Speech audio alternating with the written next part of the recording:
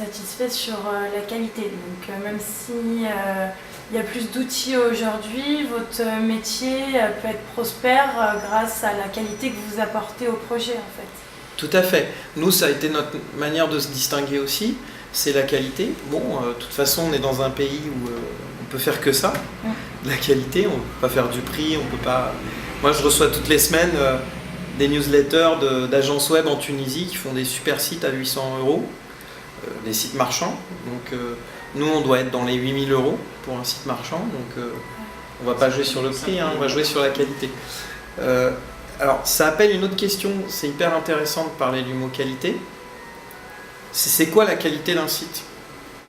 La qualité d'un site, ça se base de plusieurs points de vue. Déjà, esthétiquement, on peut en parler, mais attention, parce que le client, il va juger s'il aime le site ou pas. Donc ça, c'est déjà quelque chose de difficile, et vous voyez un peu le boulot qu'il peut y avoir humain derrière, pour arriver à faire comprendre ça. Je vous donne un petit exemple, le site du Bon Coin, qui est quand même atroce, quoi, qui est sur un fond marron vomi, avec une carte bleue turquoise. Le site du Bon Coin a gagné un des plus grands prix de design graphique l'année dernière. Parce que c'est une très grosse agence qui a fait ça, et ça a été un travail colossal de faire un site suffisamment moche, entre guillemets, pour que ce soit accessible à tous, pour que ça fasse petites annonces vite fait, qui ne se prend pas la tête, et c'est ce qui a fait le succès du site. Donc, on n'est pas sur des critères esthétiques. Un site moche peut être un très beau site. Donc déjà, il y a cette facette-là. Et ça, il faut le faire comprendre aux clients. L'aspect technique. L'aspect technique, qu'est-ce qu'on va juger? Il y a deux points de vue. Il y a le point de vue, il y a une norme qui existe, qui s'appelle le W3C, qui est une norme de programmation des sites. Globalement, c'est une moulinette, donc vous pouvez balancer l'URL de votre site sur w3c.org et vous fait un rapport. Ligne 2664, il manque un point-virgule à la fin du code JavaScript, machin. Ligne 348, on aurait pu rajouter un guillemet. Voilà, donc il vous fait un rapport quoi, sur la façon dont c'est codé. Donc ça pourrait être un outil de mesure, sauf qu'aujourd'hui, c'est plus les critères de Google. Donc aujourd'hui, on privilégie plus des sites qui sont bien codés. On a des critères sur lesquels on va travailler la programmation pour pas freiner au référencement.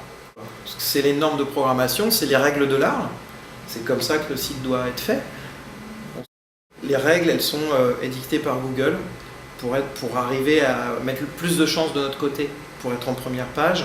Et donc là, on parle plus de W3C, on parle de SEO friendly, c'est-à-dire d'optimisation moteur de recherche du site. Si le site met plus de 3 centièmes de seconde à s'afficher, les balises, la façon dont c'est documenté, etc. Enfin, il y a tout un tas de critères et qui ne sont pas des critères techniques. Donc ça aussi, ça va être quelque chose d'important. Sachant que les clients sont de plus en plus sensibles à ça, le problème c'est que du coup, pour tester leur site, ils se tapent dans Google et soit ils apparaissent en page 1, le site est bien, soit ils apparaissent pas en page 1, le site est pas bien. C'est un peu plus compliqué que ça dépend du mot-clé qu'on va taper, ça dépend du lieu dans lequel on le tape, enfin, il y a énormément de critères, donc du coup c'est aussi très compliqué. En fait, c'est tout de suite, la première chose que je fais, avant même de faire un devis d'ailleurs quand je rencontre quelqu'un, c'est de savoir c'est quoi ses critères à lui, de jugement. Ah oui, d'accord. Sur quoi il va juger. Sachant que c'est un peu paradoxal, puisqu'en fin de compte, c'est pas forcément les critères du client qui nous intéressent, c'est les critères des clients qui iront sur le site du client. Il y a un équilibre après entre, moi ma priorité comme je vous le disais c'était d'éviter le procès ou d'éviter le contentieux.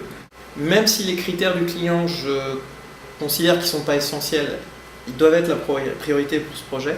Et après à moi en tant que directeur de projet d'être garant de la qualité du site